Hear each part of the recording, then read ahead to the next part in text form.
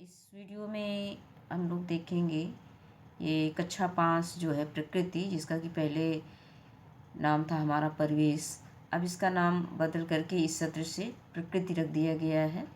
तो आज इसी में हम आगे के प्रश्नोत्तरी के संदर्भ में देखेंगे पाठ 14 जल के गुण एवं जल प्रदूषण। तो इसमें हम अभ्यास प्रश्न देखेंगे। अभ्यास प्रश्न में देखते हैं कौन कौन से प्रश्न दिए गए हैं। हाँ, इसमें ये चर्चा करिए।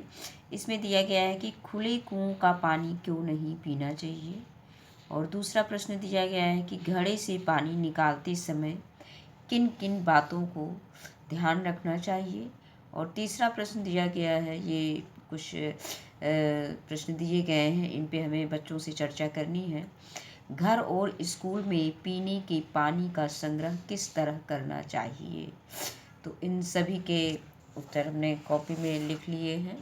तो देखते हैं इसमें सबसे पहले हम देखेंगे कि खुले कुओं का पानी क्यों नहीं पीना चाहिए।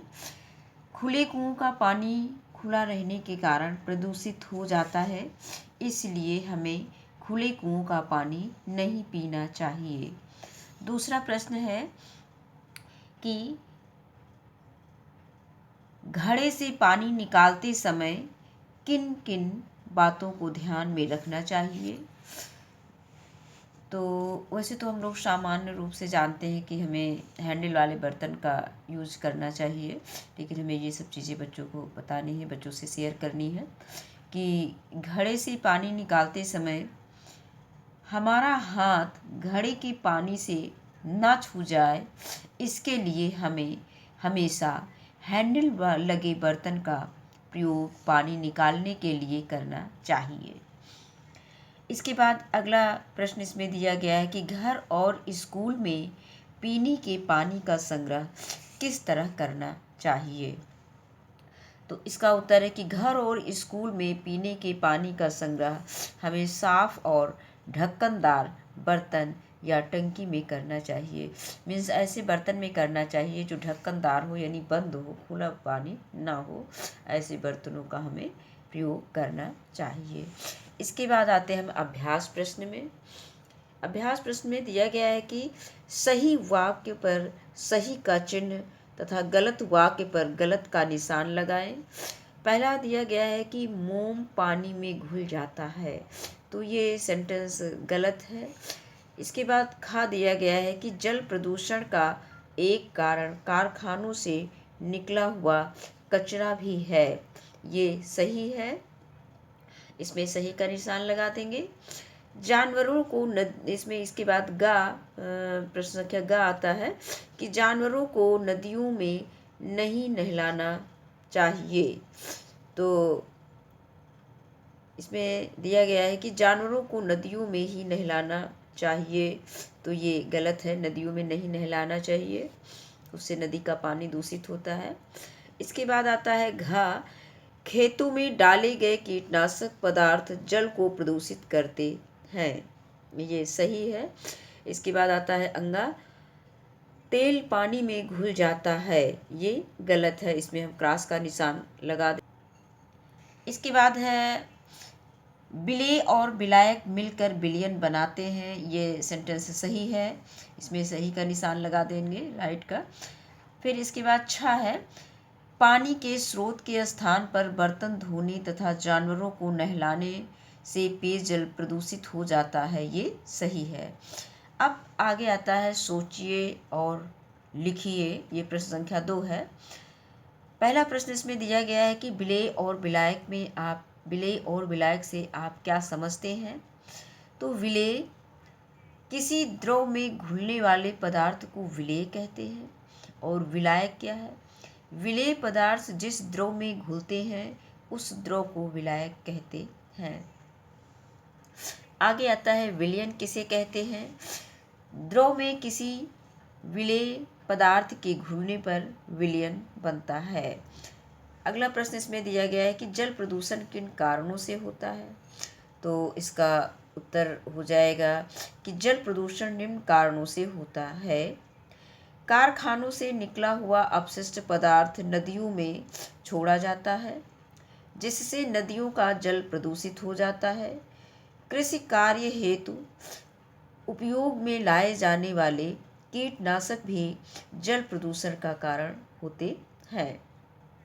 मानवीय क्रियाकलापों जैसे नदी, तालाब आदि में कपड़े धोना, पशुओं को नहलाना, स्वयं नहाना आदि के कारण भी नदियों और तालाबों का जल दूषित होता है, यानी प्रदूषित होता है। इसके बाद अगला प्रश्न दिया गया है कि प्रदूषित जल से हमारे स्वास्थ्य पर क्या प्रभाव पड़ता है। तो इसका उत्तर हो जाएगा कि प्रदूषित जल से हमारे स्वास्थ्य पर बुरा प्रभाव पड़ता है। प्रदूषित जल पीने से विभिन्न प्रकार की बीमारियां हो सकती हैं, जैसे पेचिस है, टाइफाइड है, पीलिया है, हैजा है आदि आदि। इसके बाद उसी के आगे अगला प्रश्न संख्यांगा है, किन्हीं दो चीज़ों के नाम लिखिए जो पानी में घुल जाती हैं। तो जैसे नमक है, चीनी है। और इसके बाद अगला प्रश्न 4 दिया गया है कि लोहे की कील पानी में डूब क्यों जाती है। तो इसका उत्तर हो जाएगा कि जो वस्तुएं पानी से हल्की होती हैं लेकिन पानी में घुलनशील नहीं होती हैं, वे वस्तुएं पानी की सतह पर तैरने लगती हैं, और जो वस्तुएं पानी से भारी होती हैं वे वस्तुएं पानी में डूब जाती हैं। इसी प्रकार लोहे की कील पानी में घुलनशील नहीं है लेकिन पानी से भारी है, इसलिए लोहे की कील पानी में डूब जाती है। इसके बाद अगला प्रश्न दिया गया है, प्रदूषित जल से होने वाले किन्हीं दो बीमारियों के नाम व उनके लक्षण लिखिए। तो इसमें जो बहुचर्चित बीमारियां हैं उसको हमने लिया, जैसे पेचिस है, हैजा है। तो पेचिस के लक्षण क्या होते हैं? पेट में मरोड़ के साथ बार बार दस्त होना। और हैजा के लक्षण क्या है? ज़्यादा और लगातार उल्टी और दस्त होना। इसके बाद अगला और अंतिम प्रश्न इसमें दिया गया है कि पीने का पानी स्वच्छ हो इसके लिए हमें क्या सावधानियां रखनी चाहिए। उसका उत्तर हो जाएगा कि पीने का पानी स्वच्छ हो इसके लिए हमें पानी को उबाल कर ठंडा करके उसे छान कर पीना चाहिए। इसके लिए शहरों और कस्बों में पीने का पानी बड़ी बड़ी टंकियों में संग्रह करके उसमें ब्लीचिंग पाउडर डालकर उसे शुद्ध करके जल की आपूर्ति करती हैं, और कुएं में लाल दवा पोटेशियम परमैंगनेट मिलाकर पानी को पीने योग्य बना सकते हैं। इसके बाद हाँ, ये प्रश्न दिया गया है, ये प्रश्न संख्या कौन सा है? ये आपका प्रश्न संख्या 3 है।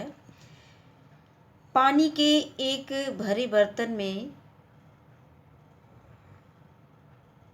तालिका में दी गई चीज़ें एक एक करके डालिए और देखिए क्या होता है।